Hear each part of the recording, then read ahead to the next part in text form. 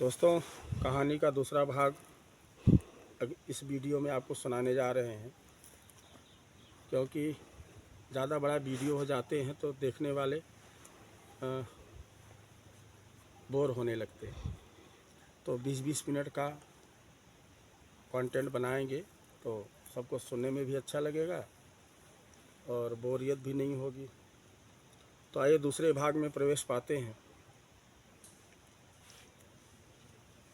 अब तक आप लोगों ने कहानी में सुना कि राजा को संतान नहीं थी। संतान प्राप्ति हेतु एक महात्मा ने उनको फल दिया। राजा को 2 पुत्र है। महात्मा का शर्त था कि 2 पुत्रों में से एक पुत्र मैं ले जाऊंगा।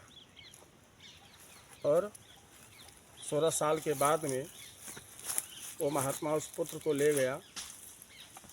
और फिर क्या हुआ हमारे पिछले वीडियो में आप लोग देख सकते हैं।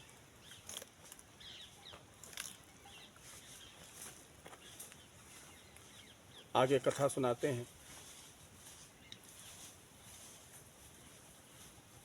महात्मा जैसे ही साष्टांग प्रणाम करके बताने लगा, जैसे ही भट्ठी के सामने वो लेटा और राजा का वो जो पुत्र था बगल में खड्ग रखा हुआ था, टंगा हुआ था, कब उतार के मारा और मुंडी कट गई पता ही नहीं चला।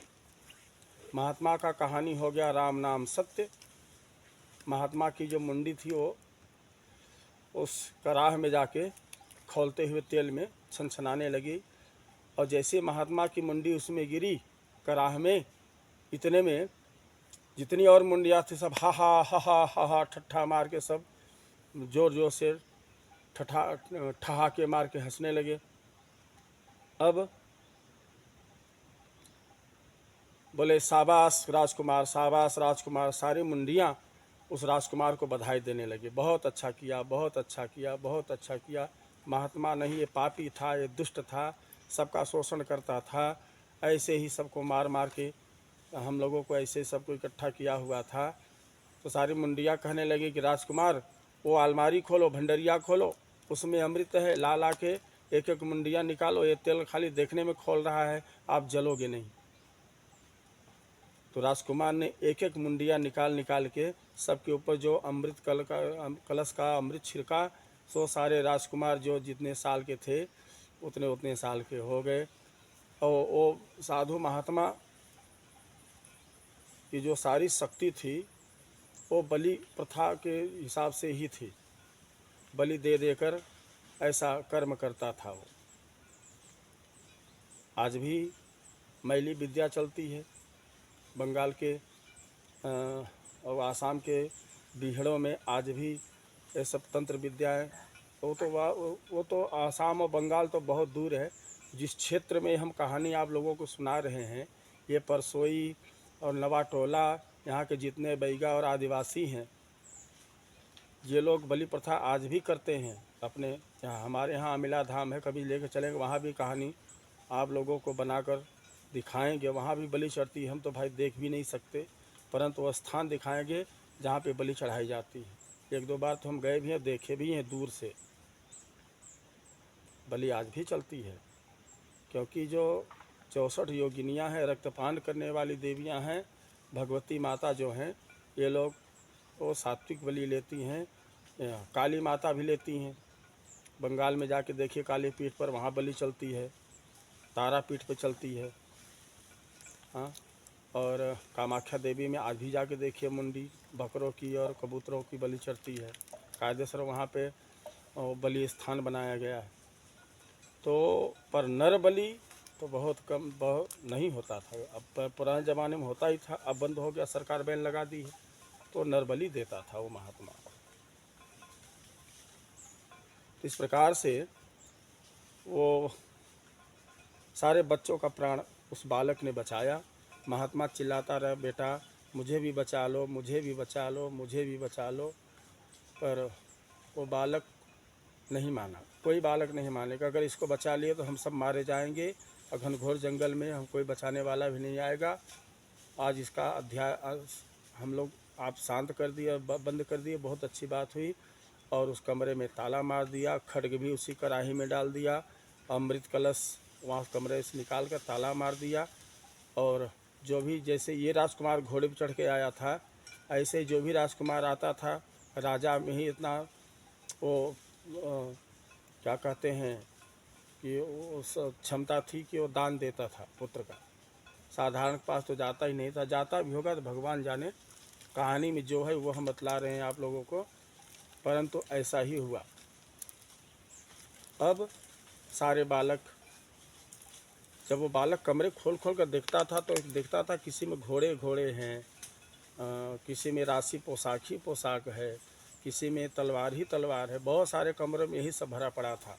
सारे राजकुमारों का जो कपड़ा उतरवाता तो जोगी वाला कपड़ा पहनाता, अपना बलि वाला कपड़ा पहनाता था मुंडी कटने के बाद में, और उनके शरीर को पता नहीं क्या करता था, परंतु जो कहानी में कथानक है ऐसा ही है। इस प्रकार से ये बालक सारे बालकों को मुक्त कर दिया और वहाँ से सब बालक अपने अपने नगर को चले गए। यह बालक भी घोड़े पर बैठा और चल दिया। जाते जाते जाते जाते काफ़ी दूर यात्रा किया। संध्या बेला हो गई, शाम होने लगा, गोधूली बेला हो गई, अंधेरा जब घेरने लगा तो रास्ते में एक मकान दिखा। तो देखा तो एक मालिन का घर था। मालिन उसको कहते जो मालाकार होते हैं, सैनिक, माला फूल बेचने वाले। मालिन के घर में मालिन थी, उसकी 2 बिटियां थी और कोई नहीं था। और मालिन बाहर बैठ के अपना माला गूंथ रही थी संध्या काल में। तो मालिन से कहना कि माता जी, मैं परदेसी हूँ, राजकुमार हूँ, मैं बहुत दूर से आ रहा हूँ, बड़े संकट में हूँ। आज रात्रि माता जी हमें शरण दे देते, सवेरे हम फिर चले जाएंगे। तो मालिन बोली कोई नहीं बेटा, आप बिल्कुल रह सकते हो। तो मालिन बालक के लिए चरपैया पे बिस्तरा लगा दी, बैठाई, जलपान कराई। रात्रि में जब भोजन बना तो मालिन रसोइयाँ बनाने लगी और रोटियां सेक सेक कर मालिन की जो एक बड़ी सुंदर सुंदर 2 बेटियां थीं, दोनों ही सुंदर थी, स्वरूपवान। तो मालिन की बड़ी वाली बेटी जब भोजन का थाल लेके राजकुमार के पास आई भोजन देने, तो राजकुमार का इतना सुंदर लुभावना सूरत देखकर वह मालिन की बेटी राजकुमार के ऊपर मोहित हो गई।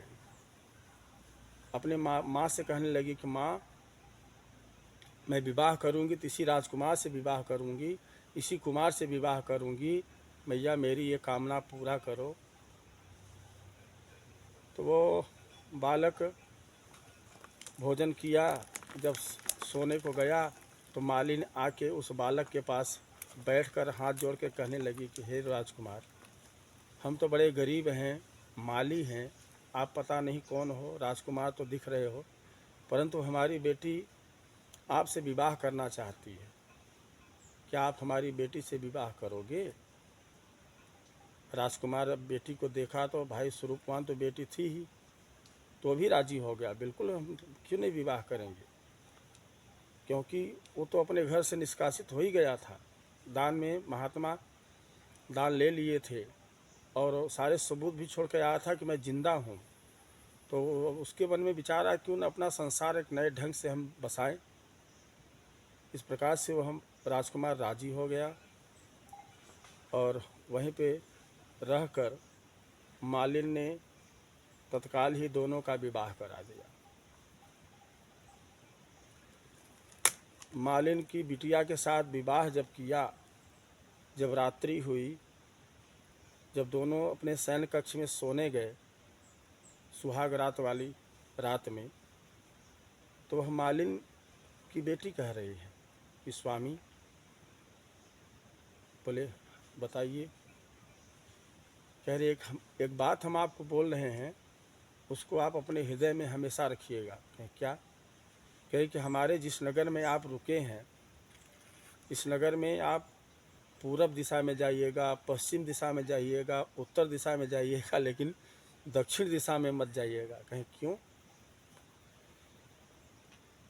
बोले उस दिशा में एक दैत्य रहता है पहाड़ है, पहाड़ की कंदरा जो गुफाएं होती हैं, केव, उन केव की गुफाओं, बहुत बड़ी गुफा है, उस गुफा में एक दैत्य रहता है। जो भी उस दिशा में जाता है वो उसके साथ में चौसा खेलता है। पासा, पासा माने शतरंज, पुराना खेल, जैसे महाभारत में शकुनी खेलता था, वो पासा खेलता है। और इतना खेलते खेलते उन्मादित कर देता है कि पता ही नहीं चलता कब सुबह से शाम हो गई। चाहे जब जाओगे तो पासा खेलेगा ही खेलेगा। और जैसे इस गोधूली बेला होगी खेलते खेलते, तो उसी गुफा में, और किसी को जो खेलते खेलते जाना भी चाहे तो जाने नहीं देगा। हार जीत लगी रहेगी, एक बार अपने हारेगा अपने जीतेगा, अपने हारेगा अपने जीतेगा। जैसे ही संध्या काल होगा तो उसके पास एक बहुत बड़ा चूहा है। वो चूहा हमेशा स्थिर रहता है और उसके बोला सॉरी, बोलता है, मालिक की बेटी बता रही कि वो दीपक जलाता है, बड़ा सा दीपक जलाता है, क्योंकि गुफाओं में बड़े जल्दी अंधेरा हो जाता है, तो दीपक जलाता है। और दीपक जलाता है, जैसे दीपक जलता है उसी दीपक के प्रकाश में वो चौसर खिलवाता है। और जैसे दीपक जलने लगता है, अचानक से एक चूहा वहाँ से निकलता है उसी गुफा में से, उस दीपक को धकियाते हुए, धक्का मारते हुए, जब चूहा आगे बढ़ जाता है और दीपक बुझ जाता है गिर के, और उसी समय गट से वह दैत्य उसको, जो सामने वाला रहता है, उसको निकल जाता है। और जैसे तो उस दैत्य का वही आहार बन जाता है, जो यदा कदा भटकते उस जंगल में जाता है, चौसा खिलवाता है, और वैसे ही वो अपना वो भोजन करता है, जो भी जाता है उसको खा जाता है। इसलिए मैं कह रही हूँ कि आप पूरब दिशा में जाइएगा। आदमी जाता है घूमने फिर, जैसे हम लोग पश्चिम दिशा में घूमने इस जंगल में आए हैं, हाँ, तो ऐसे ही वो बोले कि पूरब दिशा में जाइएगा, पश्चिम जाइएगा, उत्तर जाइएगा, परंतु दक्षिण दिशा में कभी मत जाना। इसलिए स्वामी मैं आपको मना करती हूँ, और आप हमारा सलाह मानिए, क्योंकि 7 वचन में एक वचन ये भी है, आप कुछ भी करिए तो एक बार अपनी पत्नी से आप सलाह लीजिए। तो बिन मांगे मैं आपको सलाह आपके और अपने हित के लिए बोल रही हूँ कि दक्षिण दिशा में नहीं जाइएगा। बोला ठीक है, नहीं जाऊँगा, नहीं जाऊँगा, बोल दिया। अच्छा, एक दिन ऐसा नहीं, काफ़ी दिन बीत गए, और वहाँ की एक ही कन्या नहीं बोलती थी, जितनी भी नारी रहती थी, मालिन उस कन्या की माता भी अपने पति को बोलती थी, और उसका पति भी ऐसे शिकार हुआ था। वो दक्षिण दिशा में गया था, किसी कारण बस गया होगा, जबरदस्ती माया के वेश में खींच लेता था वो दैत्य, ऐसे चौसर खिलाते हुए उनको खा जाता था, उसके बस में हो जाते थे। क्या कहते हैं, संमोहन क्रिया, संमोहन करके खींच लेता था जो उस दिशा में जाता था। तो इस प्रकार से ऐसे सबको अपना निवाला बनाता था।